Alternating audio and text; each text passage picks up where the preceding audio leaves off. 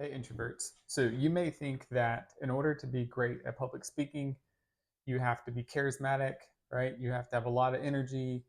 You can even claim that it's only a place for extroverts. But I'm here to tell you that even some of the most influential speakers today were introverts. And I'm thinking, Bill Gates, Warren Buffett, J.K. Rowling, Suzanne Cain, right? All of these people, you can go and check out their talks that they have given. There's plenty of videos posted, but what I'm here to talk to you about today is 5 steps that I have done that has helped me in my career when I have to prepare and give speaking engagements at conferences or even just large settings in my current workplace. So let's get into it.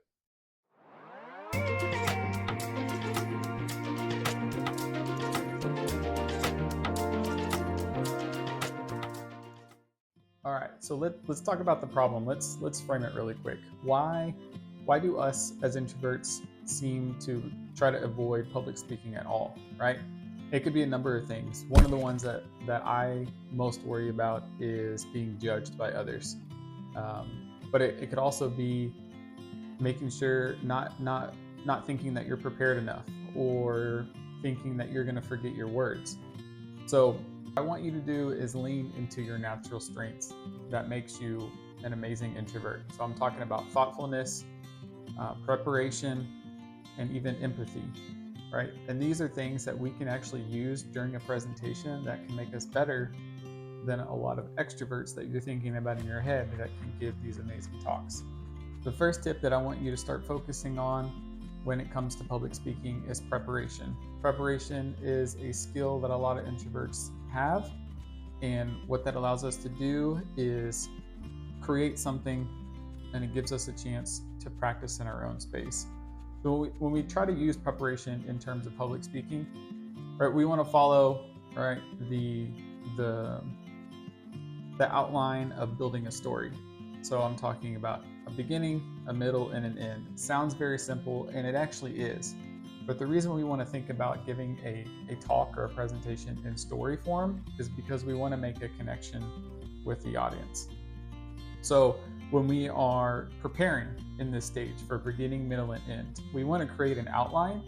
We may even draft up a simple script, but I caution you to not type out an exact script because I don't want you memorizing the words. When you memorize the words, it feels a little bit robotic, and it could distract you from trying to make a connection to the audience. All right, the second step when it comes to giving a presentation is I want you to think about starting small.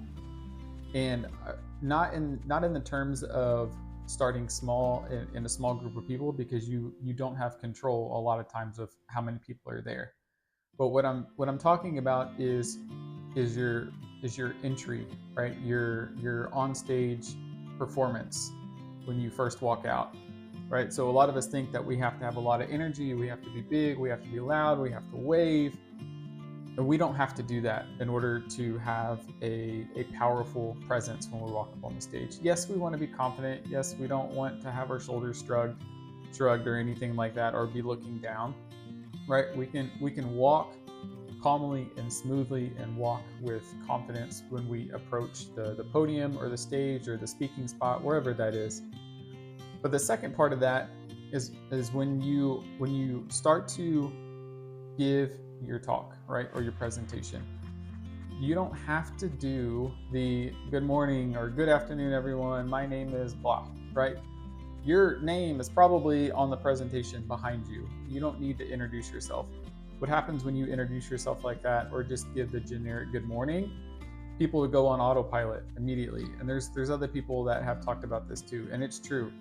You can have an immediate diversion of eyes in the audience when you open up like that. What would make it more interesting and more engaging to have the audience pull in to be ready to receive what you're about to say is starting with a story. So it could be something like 3 years ago, right? I almost quit because I wasn't prepared to give a presentation. The third step that I want you to focus on, and this goes back to not memorizing word for word what you're talking about, is use the silence. So when you're giving a presentation, and we're talking about this in story form, right? We're not talking about this in terms of an outline, making sure you're hitting your points. We're in our beginning, middle, or we're on the end of our story. When you say a sentence, or you even get through a couple sentences and you complete a thought, you can let that rest for a little bit with the audience. That gives us two things. One, it helps you appear to be more calm. And in some cases, you can actually be more calm if you've prepared enough beforehand. Because when you practice, you already know where your natural pauses are in the way that you talk. And if you can embellish those natural pauses just a little bit longer, it allows your audience to absorb what you just said. But it also does something else. When you have these pauses, right, that are, when you're speaking and then you end a part of your talk, and then you wait again, and then you speak, and then you're off, and then you're waiting again. The audience has a tendency to want to hear what you have to say next when you're in these pauses, because they want to know what you're about to say. If you continue talking, and especially if you try to memorize all of your words in a presentation, it's a lot harder for you to have these natural pauses. And once again, if an audience is overrun and they can't keep up with what you're saying, that's another way that they're going to check out. All right, step 4 when you're giving a presentation is I want you to focus on making connections rather than just putting on a performance. So when we tell a story, what we're doing is we're trying to make a direct connection with the audience. And what has helped me over the years in my career when I have to give a presentation is instead of looking out over a crowd of people, right? Because what happens when you're trying to like glance at the back of the room and not make eye contact, because it's supposed to help you feel like you're more in control. What actually happens is people can pick up on the fact that you're not trying to make a connection with them, and that's another way they want to tune out. The whole purpose of giving a presentation is because you want people to be invested in, and you want people to remember what you talked about.